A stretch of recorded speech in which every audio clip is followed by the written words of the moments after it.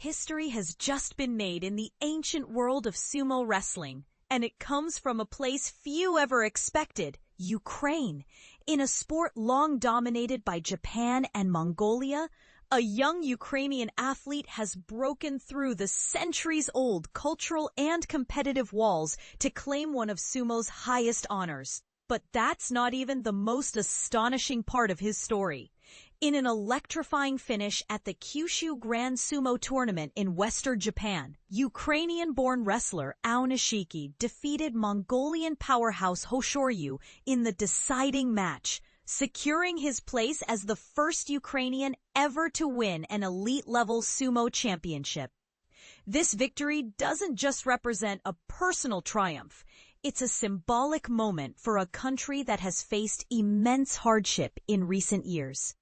Aonishiki, whose birth name is Danilo Yavhushyshyn, left Ukraine just over 3.5 years ago, soon after Russia launched its full-scale invasion. At only 21 years old, his rise to the top has been meteoric. Competing under his ring name, Aonishiki Arata, he's quickly built a reputation for his discipline, agility, and sheer determination inside the dohyo, the sacred ring of sumo. His championship victory came against none other than Hoshoryu, one of the most feared competitors in the sport and nephew of former grand champion Hoshoryu. The defeat was a shock to longtime sumo fans, as Hoshoryu, along with Japan's own Onosato, has been considered one of the strongest contenders in modern sumo.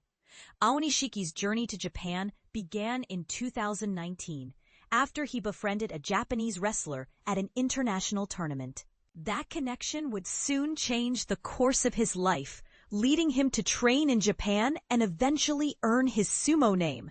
His success is yet another chapter in the long and fascinating story of non-Japanese wrestlers breaking through in a sport once viewed as nearly impenetrable. Past champions from abroad have included Mongolians and athletes from Hawaii, and now, for the first time, a Ukrainian joins that elite list. Interestingly, Ukraine has its own deep wrestling heritage. The country has produced top Olympic talent, including Jean Belanique, who captured a gold medal in Greco-Roman wrestling at the delayed Tokyo 2020 Games, held in 2021 due to the pandemic. Aonishiki's triumph in sumo seems to carry that fighting spirit into a completely different but equally demanding arena.